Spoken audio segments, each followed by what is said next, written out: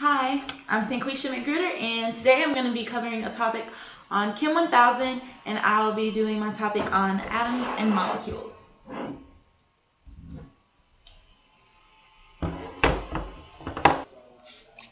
Okay, so first I'm going to explain to you what an atom is.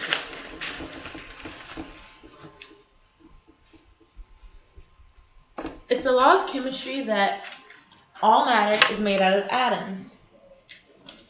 Now, an atom is a particle that has a nucleus, and inside of that nucleus there are protons and neutrons. And outside of this nucleus are electrons. Now,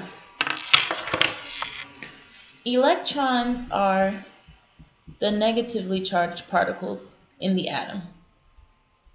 They have a negative charge. And the protons, which are in the nucleus, have a positive charge.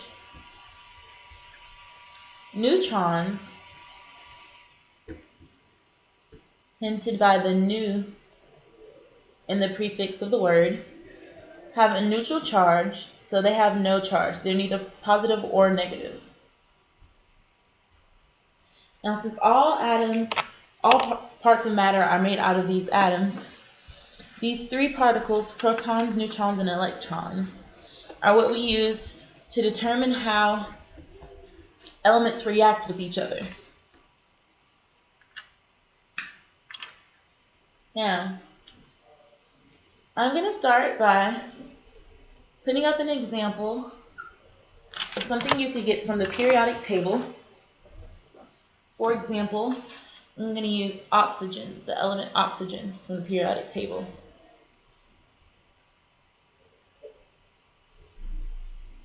And this is how oxygen appears as a box on the periodic table. The symbol is O. O is the symbol that stands for oxygen. It's just a abbreviation.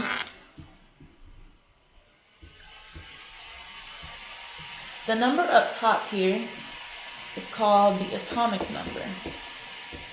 The atomic number is actually how the periodic table is arranged. This number means that there are 8 protons and 8 electrons in one oxygen atom.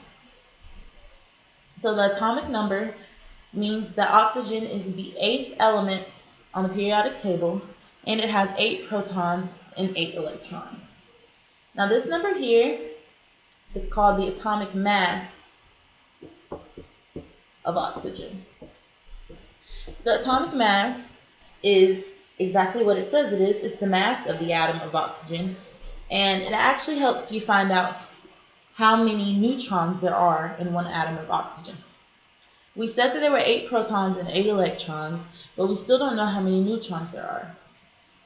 If you take the atomic mass given at the bottom of the square of oxygen, and you subtract how many protons there were, subtract the atomic number from the atomic mass, you will get the number of neutrons. So the number of neutrons plus the number of protons, or the number of neutrons plus the number of electrons, will give you the atomic mass.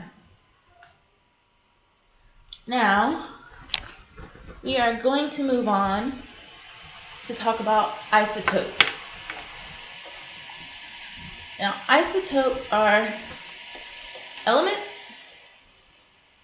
with the same number of protons and neutrons, but a different amount of neutrons. I'm not sure I said that correctly, so I meant to say the same number of protons and electrons, but a different number of neutrons. For example, carbon has two really well-known isotopes. And I'm going to put how it appears on the periodic table. Okay. So,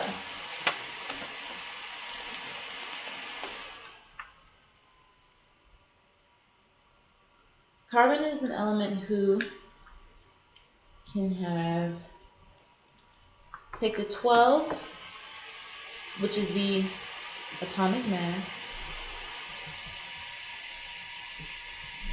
and subtract the 6, which is the atomic number, which we also identified as the number of protons and electrons. You subtract them and you get 6. 6 would be the basic, not basic, the usual number of neutrons in a standard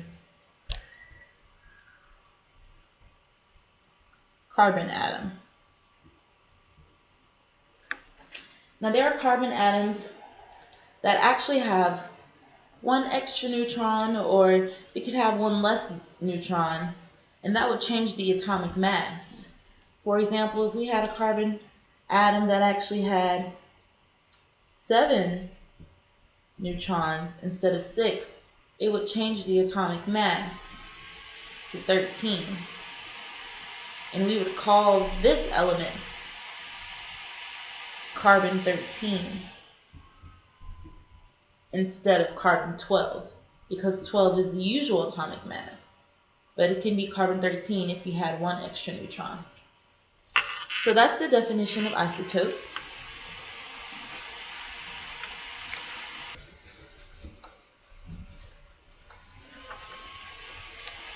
Okay, now I'm going to introduce you to a topic called isotopic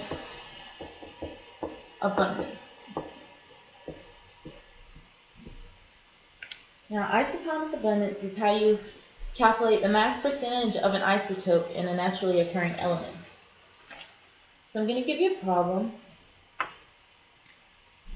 I'm going to start off with the element boron.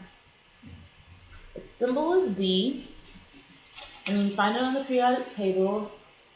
It's an atomic number of 5 and an atomic mass of 10.811. So, now our problem is boron consists of 2 isotopes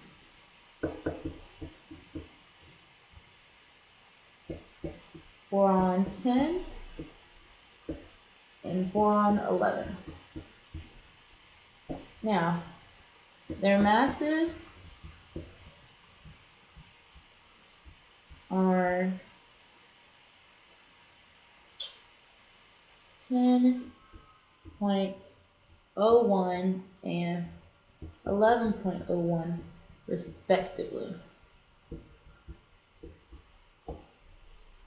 The abundance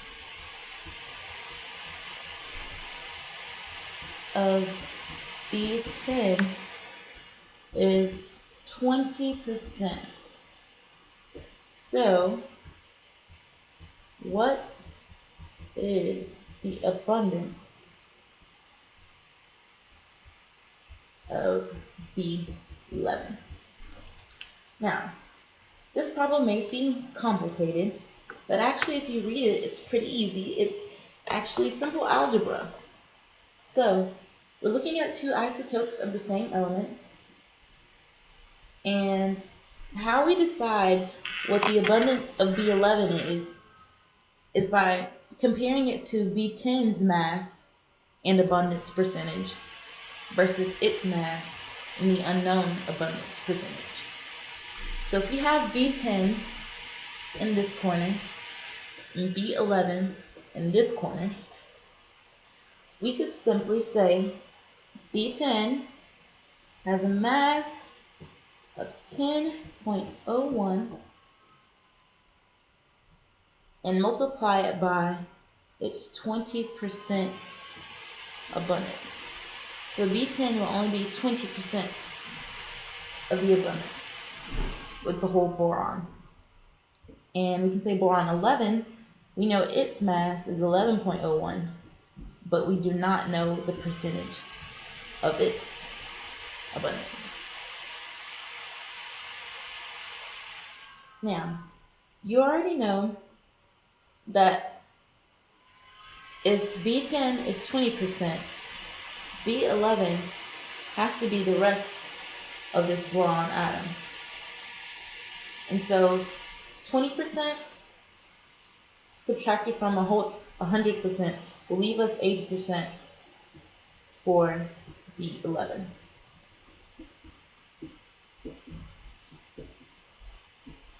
Now, if I can clear our top off,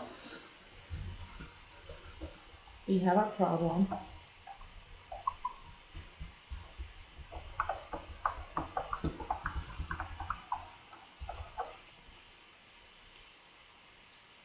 We can find the atomic abundance of boron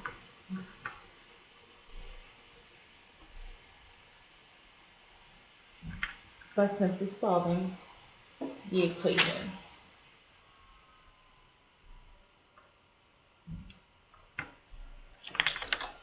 And by the way, these were not supposed to be equal signs. We're supposed to be adding them. So my apologies.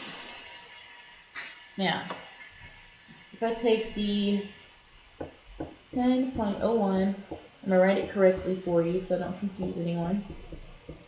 11.01 times 80%. We can find the abundance of boron altogether using these two isotopes. So now we'll be left with 10.01 times 20%, which equals 2.002. And we can add 11.01 times 80%, which equals 8.808. Now if we add those two numbers together, we'll get 10.81, and that is our final answer for the abundance of boron. So using simple algebra, all you have to do is use the percentage of the first isotope, its abundance times its mass, and add the abundance of the second isotope plus its mass. And you will get the abundance of the element boron.